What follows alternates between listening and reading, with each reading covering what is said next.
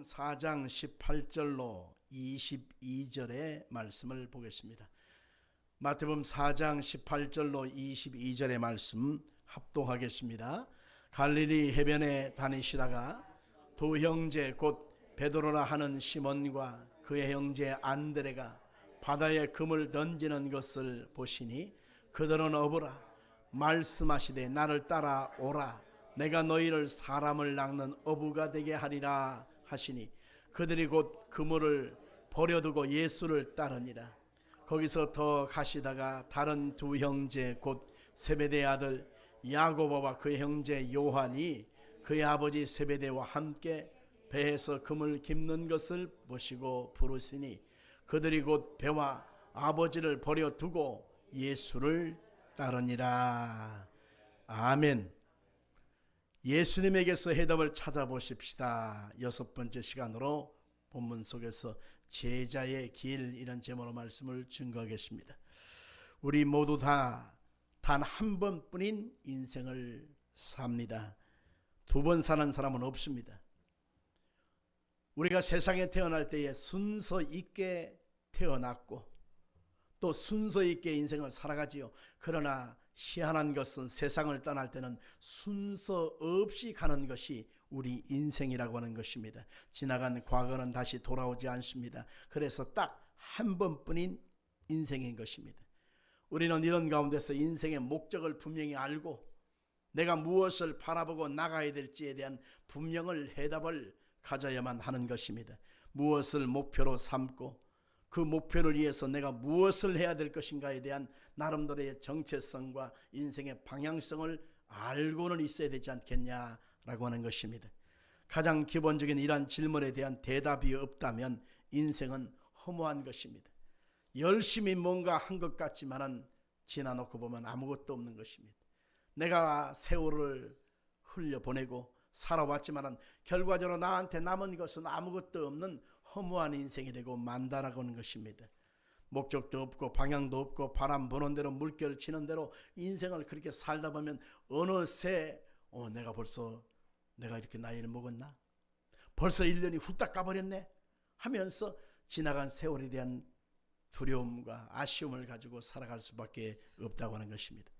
오늘 본문에는 예수님께서 제자들을 부르시는 장면이 있습니다. 이 장면 속에서 인생의 목적이 무엇이며 우리는 어떠한 삶을 살아야 될 것인가를 분명히 알 수 있는 것입니다. 우리가 먼저 할 것은 삶의 그물을 던지고 사는 일반적인 사람들의 모습은 뭐냐? 근심을 달고 산다라고 하는 것입니다. 같이 볼까요? 일반적인 사람들의 모습은 근심을 달고 산다. 예수님께서 공생의 사역을 시작하셨을 때 갈릴리 바다에 찾아오셨습니다. 그물질하고 있던 베드로와 안드레 두 제자를 먼저 보냈습니다. 이 두 제자는 형과 동생, 친가족이에요. 이 두 사람이 열심히 그물을 던져 고기잡이를 하고 있는 이 갈릴리 바다가 그들의 삶의 어릴 적부터 지금까지 터전이었습니다. 그곳에서 앞마당처럼 허우적거리고 살았습니다. 고기잡이 하면서 살았습니다. 그들의 꿈은 무엇이냐? 고기를 많이 잡는 것입니다. 만선을 해서 기쁨으로 돌아오는 것입니다. 그러면 얼마나 행복합니까? 고기를 많이 잡히니까 야 이거 팔아서 돈을 좀 만지면 얼마나 좋아. 그러면서 그걸 가지고서 살림살이를 좀 바꿔보기도 하고 생활이 윤택해지기도 합니다. 요즘 들어서는 가전제품을 바꿔보기도 할 것입니다. 여러분들 제가 알고 있는 어떤 목사님이 은연중에 우리 집에 세탁기 말고 그 건조기를 하나 샀습니다. 그래요. 건조기 우리는 없는데 안 써봤는데 어때요? 그러니까 기가 막힙니다. 그래요. 건조기가 뭐가 다른데 빨래를 하면은 그 속에 이제 빨래기 건조기에 집어넣으면 싹 돌려줘서 물기를 다 빼준다는 거예요. 뽀송뽀송하게 말려주는데 여름에는 그걸 말리느라고 그 습기가 차지 않습니까? 곰팡이가 생기잖아요.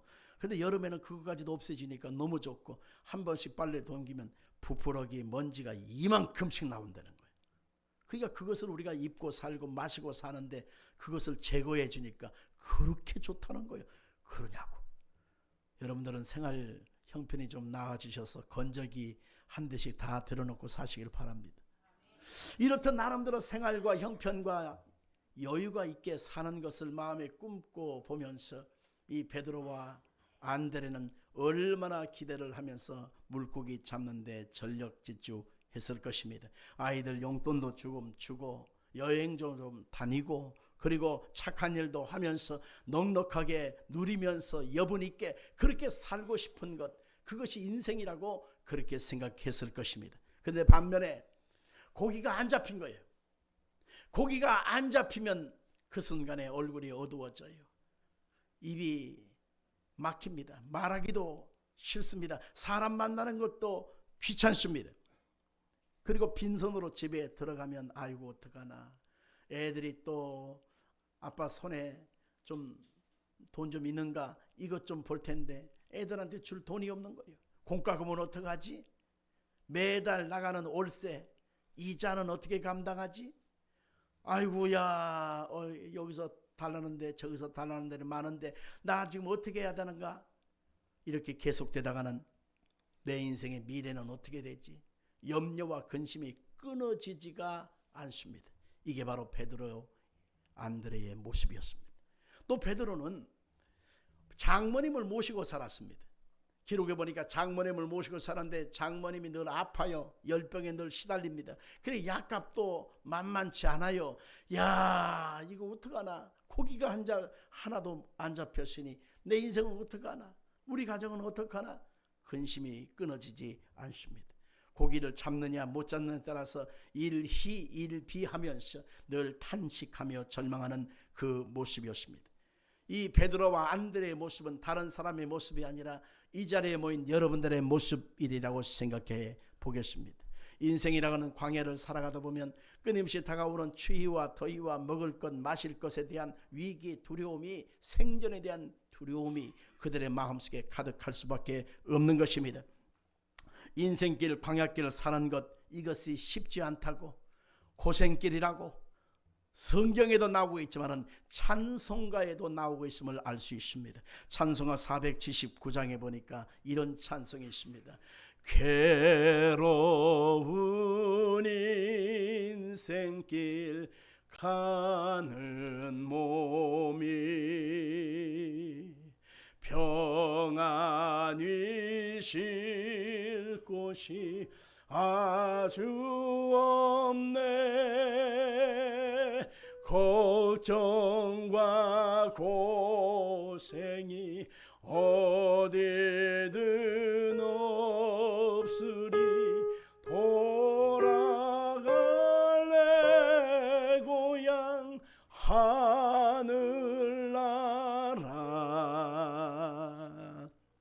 우리가 세상에 태어나서 이 세상을 떠나는 순간까지 한숨과 탄식과 걱정과 고생이 끊임없이 반복되면서 그 속에서 마음 속그리하다가 우리가 이 세상을 떠나는 것 아니겠습니까? 이게 바로 인생이라는 겁니다. 참 고달프지 않을 수가 없습니다.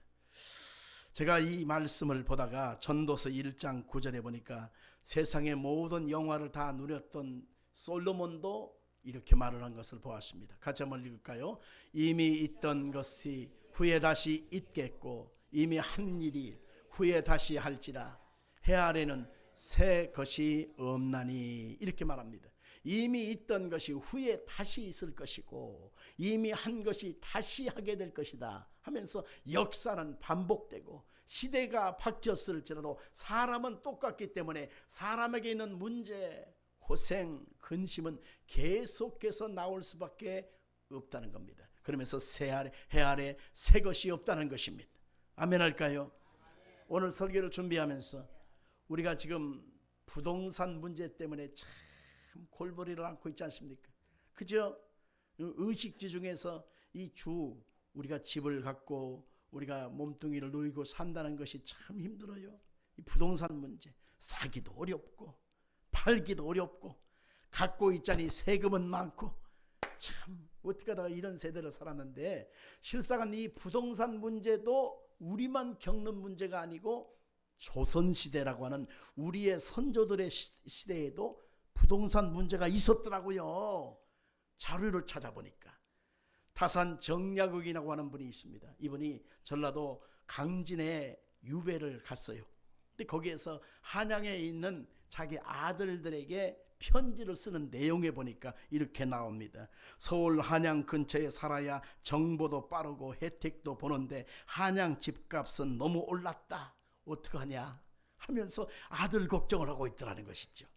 그 다음에 박재가라고 하는 실학자 있지 않습니까? 이분도 역시 자기의 문헌 속에서 부동산 문제를 거론하고 있습니다. 한양 집값이 치솟자 권세가들이 집을 여러 채 보유했다. 그러니까 집값이 오르니까 이 권세가들이 야, 한 채 갖고 야, 안 되겠다. 여러 채 부동산 투자를 해갖고 여러 채 보유를 해갖고 새 빼먹고 살더라.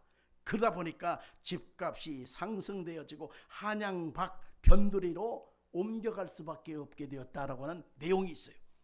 이야, 그 당시에도 그런 일이 있었다는 거죠. 그 다음에 유만주라고 하는 분이 있는데 이분이 음영이라고 하는 자기 일기책에다 쓴 내용에 보니까 이렇게 나와요. 그 당시에는 집값 보증금이 있었고 월세 내역이 상세히 기록되어 있는데 집세가 너무 비싸서 감당하기 어렵도다. 사람이 바늘 끝에 서 있는 것처럼 내가 지금 서 있을 공간이 한양에는 없도다. 이렇게 말을 했어요. 이야, 우리가 살던 세상이나 조선시대에 그 살던 세상이나 집값 문제는 다 있었다. 이야, 할렐루야. 우리가 예수를 믿는다고 하는 것이 얼마나 축복이고 은혜요 다행인 줄 몰라요. 할렐루야. 우리가 천국에 가면 부동산 집값 문제, 월세, 전세 문제 걱정할까요? 안 할까요?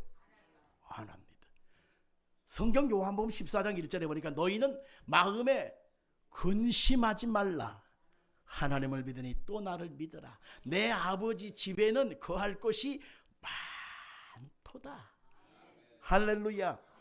예수 믿어 구원받아 하나님의 자녀된 사람들에게 먹고 사는 문제뿐만 아니라 집값 걱정 없게끔 하나님 우리 가운데 새 예루살렘 성에 우리가 거할 처소를 준비하셨다는 사실을 믿으시면 아멘을 하시 바랍니다.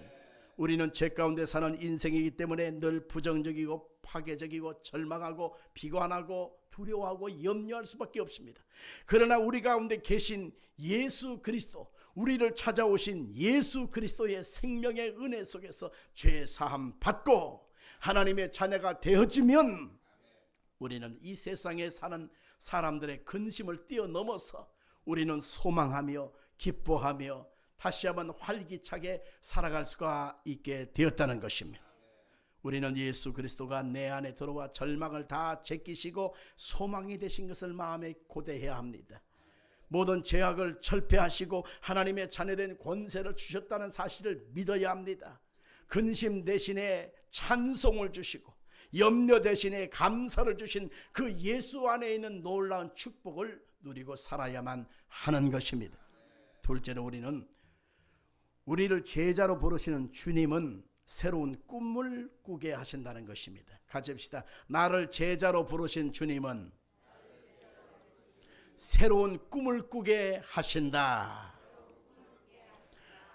마태복음 4장 19절 같이 한번 보겠습니다. 시작. 말씀하시되 나를 따라오라. 내가 너희를 사람을 낚는 어부가 되게 하리라 하시니 지금까지는 물고기 잡는 것이 인생의 목적이요 방향이었고 그것 아니면 죽는 줄 알았으며 근데 예수님께서 그들을 찾아오셔서 지금 주님께서 부르시는 장면 속에서 나를 따라오라. 그러면 내가 너를 사람 낚는 어부가 되게 하리라. 여러분들 얼마나 가치의 변화를 주신지 모릅니다. 너는 지금까지 물고기 그 비늘을 벗겨가면서 인생을 살았지. 그러나 그것보다 더 위대하고 아름다운 하나님의 계획을 내가 너에게 이루어 주겠다는 것입니다. 한 사람을 구원하고 한 사람을 건져서 그 사람 속에 하나님의 나라가 이루어지는 놀라운 변화를 주게 하신다는 것입니다. 안드레와 베드로는 지금 살고 있는 것이 다라고 생각했어요. 이렇게 살다가 인생이 끝날 것으로 생각했습니다. 근데 예수님께서 지금 말씀하신 것은 이것이 다가 아니라 이것보다도 귀하고 존귀한 일을 할 수 있는 가치 있는 인생으로 하나님이 나를 쓰시겠다라고 하는 것입니다. 그래서 오늘 보면 19절을 다시 보면 내가 너희를 사람 낚는 어부가 되게 하리라 라고 하는 것을 보면서 내가 너와 함께하여 너의 능력이 되어주겠다, 너의 소망이 되어주겠다, 너에게 특별함이 되어주겠다, 너를 가치 있고 아름다운 존재로 내가 너를 써주겠다 라고 말씀해 주신 것입니다. 예수님을 쫓아가는 인생은 이처럼 가치의 변화가 일어납니다. 인생의 사명을 받았기 때문에 그 사명 속에서 아름다운 일을 감당할 수 있도록 만들어 주신다는 것입니다. 아멘 합시다. 우리가 설날 주간 다음 주간에 경상도 대구 영산 수련원에서 GMM God Make Me 라고 하는 그 영어 약자의 그 청소년 캠프를 또 합니다. 이 캠프를 지금 10수년 계속 하면서 참 하나님의 은혜가 귀하구나 생각해 봤는데, 거기에 뭐 말 잘 듣고 착하고 예쁜 애들만 오는 것이 아닙니다. 그 캠프에는 아주 꼬장 부리는 애들이 많이 와요. 담배를 달고 다는 애들도 있고, 술에 쩌던 애들도 있고, 어떤 애는 본도 마셔가지고 해롱해롱 하는 것들도 있고, 가출한 애들도 있고, 어떤 애는 여자애들은 벌써 임신을 해갖고 아기를 띈 그런 흔적도 있는 애들도 있고, 그리고 어떤 애는요 손목을 긁는 애들도 있고, 참으로 인생 속에 어린아이 그때 겪지 말아야 될 일을 겪어본 애들이 많이 옵니다. 근데 그 애들이 그 캠프에서 찬양하고 예배하고 말씀 듣고 기도하고 그리고 하나님을 만나요. 눈물과 탄식 속에 회개하게 되고 소망을 발견합니다. 그러고 나서 이제 돌아갈 때 성찬식을 꼭 마지막 번에 하는데, 성찬 예식이 끝나고 나서 한 사람씩 한 사람씩 캠프에서 받은 은혜를 간증을 하거든요. 그 간증을 할 때 들어보면 나는 오기 싫었어요. 억지로 왔어요. 정말 귀찮아요. 나 이런 거 오기 별로 안 좋아해요. 그런데 어쩔 수 없이 내가 끌려왔습니다. 그래서 뭐 시간 뭐 재미없어 갖고 뒤에서 그냥 졸고 있고 나 그랬었어요. 근데 어느 순간에 내가 주님의 은혜를 발견하게 되고 주님의 사랑을 경험하게 되어지고 회개하게 되어지고 성령 받게 되어지고 내 인생이 이렇게 참 다시 한번 희망을 발견하게 되었습니다. 다음에 참여하면 더 아름다운 모습으로 내가 간증할 수 있게 될 거예요. 할렐루야.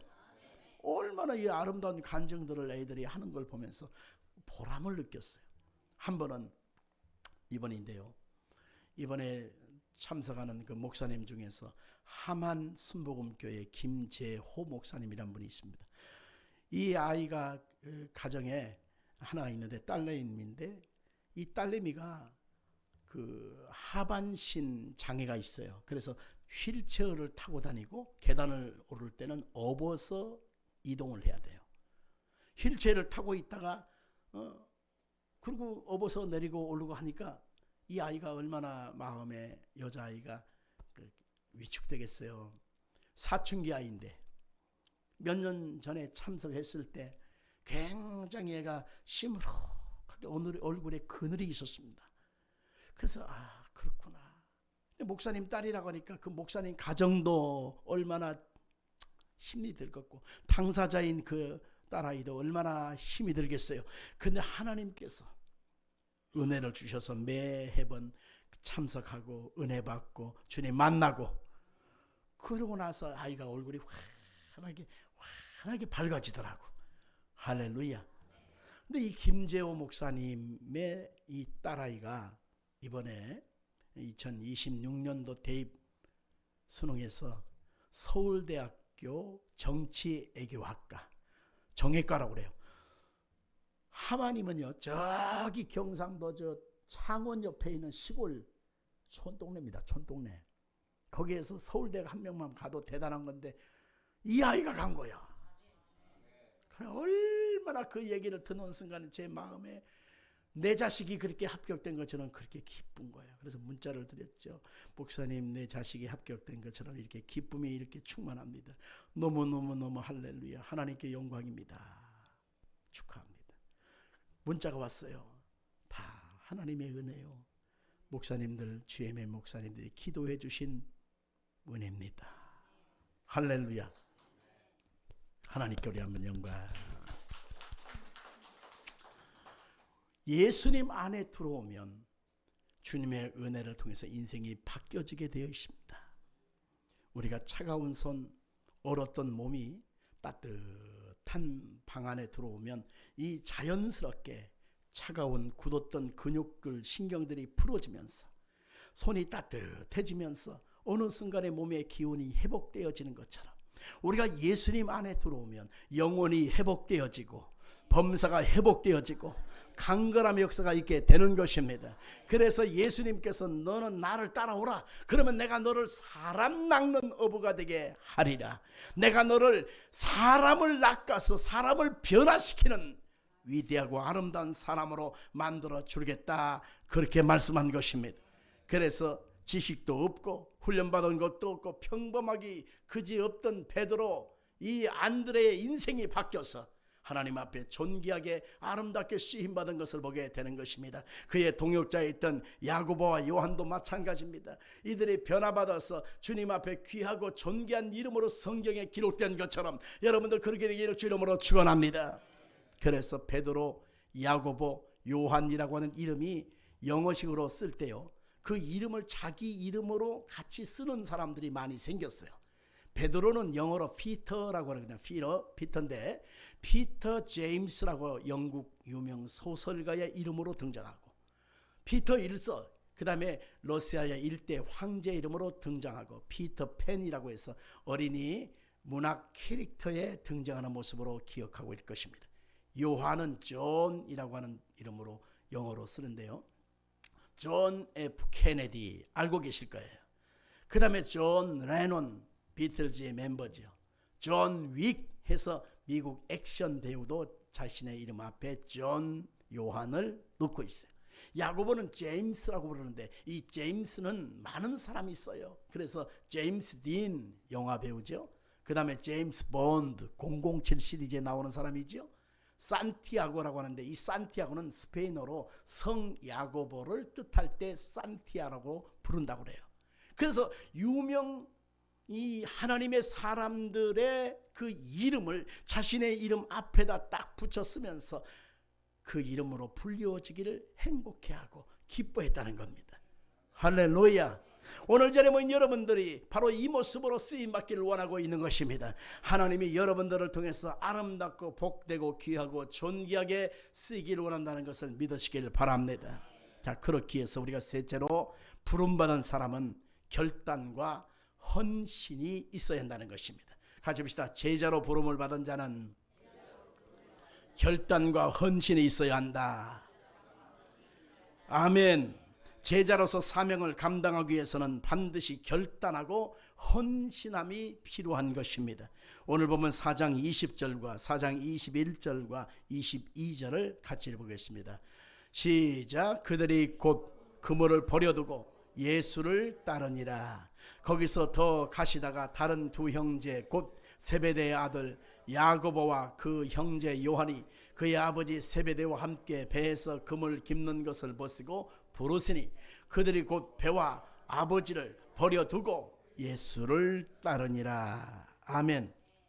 오늘 예수님께서 부르실 때에 그들은 제자로서 부름받은 것에 대한 감사로 자기 자신이 지금까지 이건 놓으면 죽는 줄 알았고 이건 놓으면 끝나는 줄 알았던 이 모든 것들을 다 내려놓고 주님을 쫓아가는 결단과 헌신이 있었다라고 말하고 있습니다. 그렇습니다. 우리가 주님을 쫓아가며 하나님의 영광된 삶을 살길 원하면 내가 지금까지 익숙히 붙잡았던 것, 익숙히 고집했던 것, 이것 아니면 안 된 것처럼 우리가 꽉 붙잡았던 것들을 다 놓고 우선순위를 바꾸고 우리는 주님의 복음과 예수 나라와 소명을 위해서 쫓아가는 그런 역사가 있어야 한다는 것입니다. 그래서 예수님께서 제자로 부름받은 자들은 반드시 이렇게 해야 된다라고 말하고 있죠. 마태복음 16장 24절입니다. 같이 보겠습니다. 시작. 누구든지 나를 따라오려거든 자기를 부인하고 자기 십자가를 지고 나를 따를 것이니라. 이 첫 번째가 뭐예요? 자기를 부인하는 거예요. 자기의 십자가를 지는 거예요. 그리고 예수님만 쫓아가는 것입니다. 할렐루야. 제가 주님으로부터 부름받아서 여기까지 온 그 세월을 가만히 생각해 보니까는 한 36년쯤 된 것 같아요.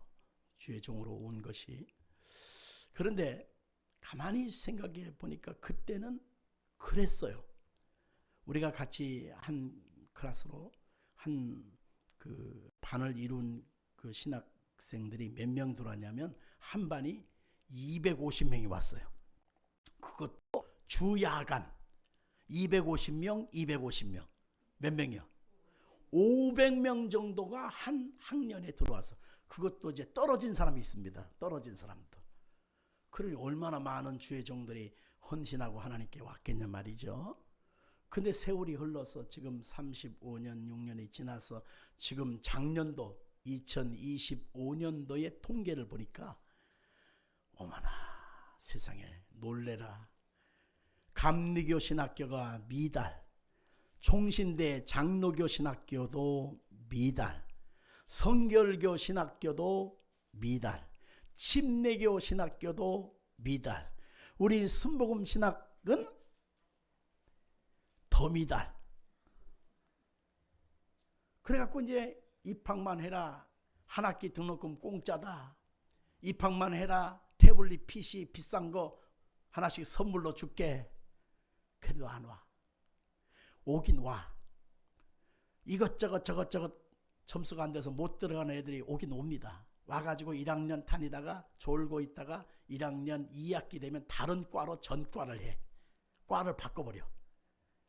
이야, 실상은 입학생도 없고 4년간 꼬박 졸업을 해도 주의종 되겠다고는 사람도 없고, 그래서 이제는 교회마다, 웬만한 교회들마다 교육전도사님을 부르기가 힘들어요. 없으니까 아예 없어.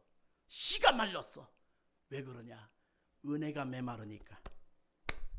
은혜가 메마르니까 먹고 사는 것이 걱정되는데 어떻게 오느냐 말이죠. 요즘 주의 종들이 그 지원서를 내지 않습니까? 근데 꼭 그 상담 시간에 꼭 물어보는 것이 있어요. 출근은 몇 시에 합니까? 퇴근은 몇 시에 합니까? 주의 종이 출근은 몇 시입니까? 퇴근은 몇 시입니까? 이 말이 여러분들 상식적으로 이해가 됩니까? 주의 종은 출근은 새벽 기도입니다. 3시 반까지 와야 돼. 퇴근은 언제냐? 담임 목사님이 가라 할 때 가는 거야. 언제 가는지도 몰라. 그게 주의 종들의 삶인 거예요. 항상 대기하고 있는 거예요. 근데 물어보는 거예요. 언제 출근이냐? 언제 퇴근이냐? 보너스는 몇 프로냐? 월차가 있느냐? 연차가 있느냐?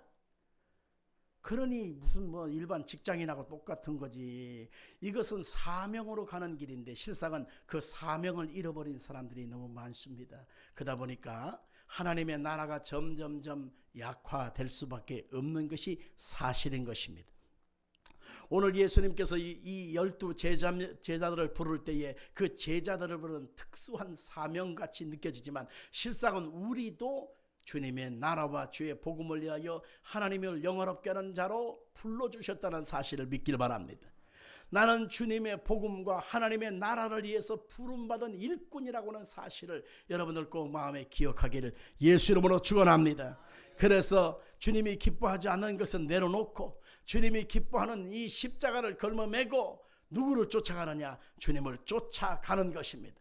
그러면 주님께서 오셔서 나의 목자가 되어주시고 내 인생과 삶을 책임져 주시는 것입니다. 이것이 믿어지면 그 믿어짐 속에서 날마다 승리하며 나아가는 것입니다. 여호와는 내게 목자가 되시니 내게 부족함이 없으리로다라고 고백한 것처럼 날마다 우리는 주님 앞에 부름받아서 하나님이 내게 맡기신 사명을 위해서 나아간다. 이 사명을 잊어서는 안 되는 것입니다. 할렐루야. 마가복음 10장 21절로 22절에 보니까 어떤 청년에게 예수님이 하신 말씀입니다. 읽어볼까요? 예수께서 그를 보시고 사랑하사 이르시되 내게 아직도 한 가지 부족한 것이 있으니 가서 내게 있는 것을 다 팔아 가난한 자들에게 주라. 그리하면 하늘에서 보화가 내게 있으리라. 그리고 와서 나를 따르라 하시니 어떤 부자 청년이 예수님께 찾아왔어요. 그러면서 이 부자 청년이 돈이 많잖아요. 돈의 힘, 돈의 맛, 돈의 능력을 아는 사람은 여러분들 굉장한 힘을 갖고 있는 것입니다. 근데 이 사람이 돈이 있는데 더 오래 살고 싶고 돈이 있는데 안 죽고 싶은 거예요. 돈이 있으니까. 그래서 내가 영원히 살 수 있는 방법이 뭘까 생각하다가 예수님께서 하신 말씀이 기억나요. 사람들이 하는 말이 예수님은 영생을 주신다고 했다. 아 그래, 영생을 얻어야지. 그래서 예수님을 찾아왔습니다. 그러면서 예수님께 이렇게 말합니다. 예수님, 내가 무엇을 하면 영생을 얻을 수 있습니까? 이렇게 말을 했어요. 같이 합시다. 무엇을 하면 영생을 얻을 수 있습니까? 자, 영생을 얻는다고 하는 것, 여러분 어마어마한 큰 축복이잖아요. 안 죽는다는 것 엄청난 거거든. 그래서 안 죽고 싶어서 그렇게 예수님께 물었습니다. 그때 예수님이 딱 가이드라인을 정해 주셔야 됩니다. 영생 얻고 싶어? 어이, 영생 얻고 싶냐고? 그러면 쉽게 되는 게 아니야. 10억 필요해. 10억 좀 내놔봐. 그럼 여러분들은 지금 10억 하지만 여러분 그렇게 생각하면 안 돼요. 미국 영주권, 시민권은요 20년이 지나야 자격이 부여되지만 시민권 말고 영주권 있지 않습니까? 영주권은 바이든 때까지만 해도 7억 5천만 원만 있으면 영주권을 줬어요. 7억 5천만 원. 근데 지금은 트럼프 아저씨가 된 다음에 얼마가 있어야 영주권을 준다고 했죠? 75억을 내놔라. 그러면 영주권 주겠다. 이렇게 법을 바꿔놨어요. 얼마요? 75억의 영주권. 그것도 뭐 영생도 아니잖아요. 근데 10억 내놓는 건 뭐 대단해. 그잖아? 영생 준다는데 까짓것. 그러니까 이 사람한테 10억 준다 내놓으라 그러면 아유 좀 많지만 안 깎아주나요? 디스카운트 없어요? No. 영생을 주는데 깎아달라고. 너 그거 말이 되니? 그래요 조금 많긴 하지만 내놓겠습니다 하고서 딱 가이드라인을 거기서 딱 정해서 성경에 기록을 해놨어야 내가 목회가 편해. 그래 안 그래요? 가이드라인을 미지수로 하지 말고 그것을 딱 정해서 금액을 찍어서 10억, 영생은 10억 이렇게 찍어놔야 내가 목회가 편하다니까? 그래야 안 그래요? 근데 성경은 그렇게 말한 적이 없습니다. 그렇게 말하면 그건 완전히 가짜예요. 영생은 그렇게 얻어지는 것이 아니거든요. 착한 일을 해서 영생 얻고 남을 많이 도와주고 선행을 많이 해가고 노력을 해야만 영생 얻는다. 이렇게 말한 적이 없습니다. 영생은 어디서 오느냐? 곧 하나님의 아들을 예수를 믿는 데서 오는 거예요. 아멘 합시다. 같이 합시다. 하나님의 아들 예수님을 나의 주님으로 믿기만 하면 영생은 거저 주신다. 아멘. 예수님 앞에 뭘 해야만 영생을 얻을 수 있습니까? 라고 하는 질문 앞에 그러면 하나님 말씀대로 살아야지. 어렸을 때부터 다 그걸 하고 있었어요. 그러니까 예수님이 조금 더 고난이에 뭔가를 얘기할 줄 알았어요. 그러니까 역시나 네 재산을 다 팔아서 가난한 자들에게 주어버리고 그리고 나를 쫓아와라. 영생은 나한테 있는 거다. 나를 믿어야 되는 거다. 이렇게 예수님이 말씀하신 거예요. 그러다 이 사람이 한 10억쯤 얘기했으면 마지못해 대가를 지불하려고 했는데 그것이 아니고 다 줘버리라는 거예요. 다 줘버리라. 그러면 나는 개털이 되고 마는데 꽝인데 이거 안 되지. 살 때까지 살아야지. 그래가지고 그 사람이 근심하다가 돌아갔다라고 말하고 있습니다. 오늘날 많은 사람들이 이것처럼 생각합니다. 예수님을 사랑합니다. 예수님을 믿습니다. 예수님 바라봅니다 해도 실상은 예수님과 함께 걸어가는 것에 대해서는 사람들이 그렇게 달가워하지 않고 결단하고 결심하지 않습니다. 대가를 지불하려고 하지 않아요. 믿음으로 순종해서 가는 삶을 실상은 좋아하지 않습니다. 그러나 예수를 믿고 하나님의 약속된 영생과 생명은 어디서 오느냐? 곧 하나님의 백성으로 살아가는 삶을 살고자 결단하는 데서 온다는 것을 기억하기를 바랍니다. 할렐루야, 할렐루야. 진젠도르프라고 하는 분이 있습니다. 진젠도르프인데 이분은 독일의 경건주의 운동의 부흥에 일으킨 성령 운동의 선두주자가 됩니다. 근데 이분은 6살이 아니고 생후 6주가 되었을 때 그의 아버지가 일찍 돌아가셔요. 그러고 나서 그는 외할머니 밑에서 성령 충만하고 은혜 충만한 외할머니 밑에서 자라게 되어져요. 그러고 나서 이제 19살이 되어서 이곳저곳 여행을 하게 되는데 갑자기 그 사람이 어디를 가게 되냐면 한 미술 전시회에 가게 됐습니다. 그래서 거기서 도메니코 페티라고 하는 사람이 그린 그림을 갑자기 보게 됐습니다. 에케 호모라고 하는 것인데 예수님이 머리에 또아리를 튼 그 가시 멸관을 쓰시고 상처를 받으시고 그러고 나서 비참하게 그 돌아가시는 장면의 모습을 보고 있는데 그 장면을 보고 있는데 왠지 마음이 끌리더래요. 한참 쳐다보고 있는데 그 그림과 함께 내 마음속에 뭔가의 감동이 들려지는데 이런 감동이 들리듭니다. 나는 너를 위하여 몸을 찢고 피 흘려 내 생명을 주었건만 너는 나를 위하여 무엇을 주느냐? 너는 나를 위해서 무슨 일을 했니? 자꾸 그런 감동이 들더라는 거예요. 근데 그 질문 앞에 내가 지금까지 부유한 인생을 살았고 넉넉한 인생을 살았고 유복한 삶을 살았고 교육받으면서 편안한 인생은 다 누리고 살았지만 내가 주님을 위해서 한 것은 없더라는 거예요. 내가 주님을 살아간다고 하는 것은 입에 그냥 말뿐이었던 거예요. 그래서 이분이 진젠도르프가 어떤 결심을 했냐면 집에 돌아갑니다. 그리고 자기의 재산을 다 팔아서 가난한 사람들에게 나눠줘버려요. 다 구제로 써버려요. 그리고 어디 갔느냐? 신학교에 들어갔어요. 그래서 거기서 주의 종이 되었습니다. 그리고 일평생 하나님의 복음과 예수 나라를 위해서 살아갑니다. 하나님이 그 사람을 통해서 28년 동안 226명의 선교사를 키워서 훈련시켜서 파송하는 일을 하게 됩니다. 근데 이분의 특징이 뭐냐면 선교사 파송할 때 반드시 뭘 하냐면 그 열차를 타고 가거나 배를 끊어서 보내게 되면 반드시 왕복 티켓을 끊지 않고 원웨이 가는 것만 차표 배싹을 끊어주는 거예요. 배싹 오지 말라 이거죠. 거기서 죽으라는 거죠. 그 다음에 반드시 가기 전에 이 사람한테 뭘 짜주냐면 그 사람이 누웠을 때 딱 들어가는 관 하나를 짜줘요. 관 하나. 뭐죠 관이? 돌아가실 때 관이잖아요. 관 하나를 딱 그 사람 신체 사이즈에 맞는 것을 딱 짜주고 그걸 꼭 갖고 가게 해요.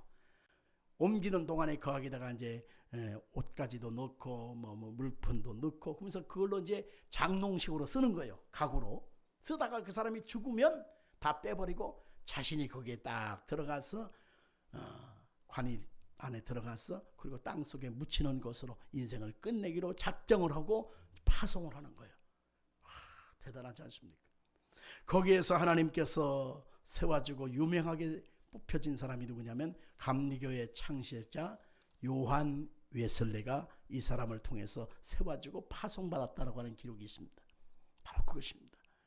누군가 한 사람이 주님을 만나고 주님을 쫓아가는 삶의 결단을 하게 되면 그 사람 때문에 누군가가 예수님을 만나고 또 그 사람은 또 누군가를 복음으로 변화시키고 이 세상을 복음으로 변화시키는 위대한 일들을 하게 하시는 것입니다.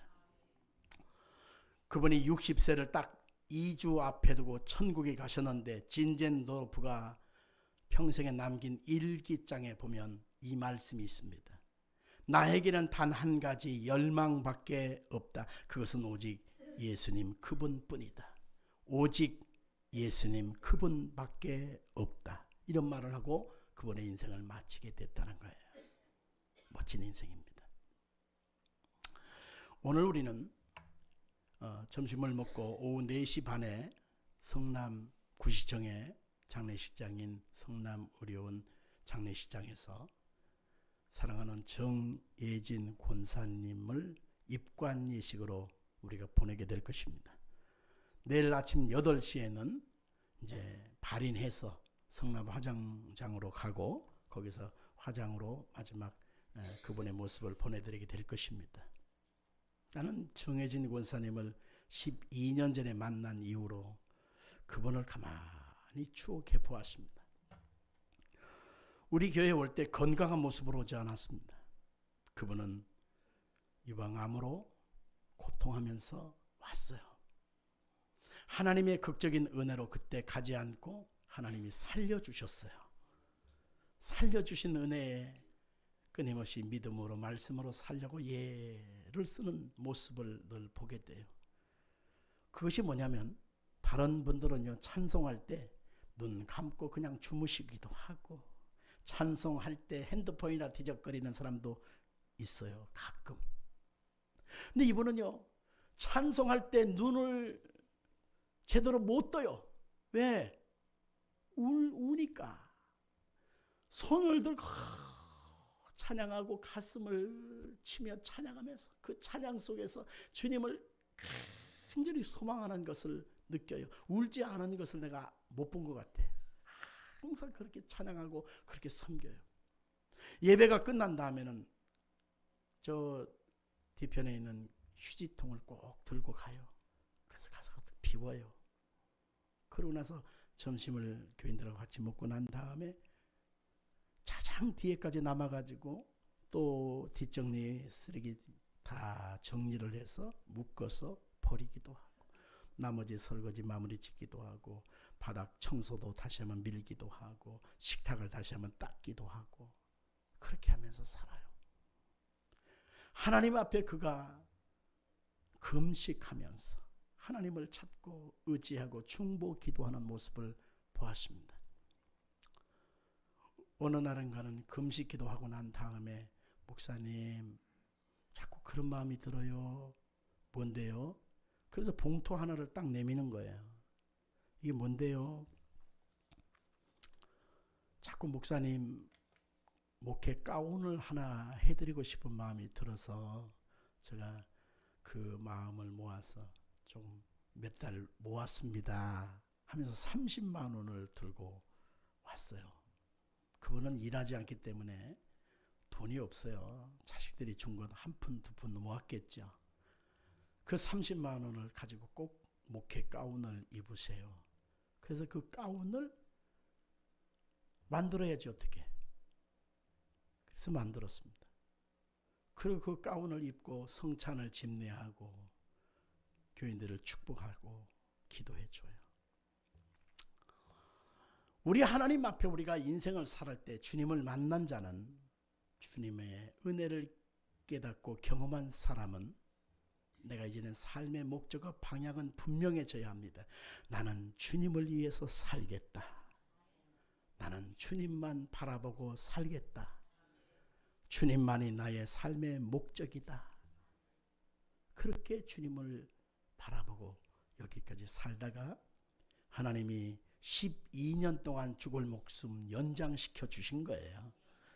마지막까지 사명을 감당하다가 지난 금요일 날 하나님 앞에 소천 받으셨어요. 그렇습니다. 우리는 그렇게 가는 거예요. 그렇게 살아야 합니다. 우리도 그렇게 앞뒤선이 가는 것입니다. 여러분 모두 다 예수 그리스도가 여러분 속에 가득하게 임하기를 주님으로 축원합니다. 찬송가 3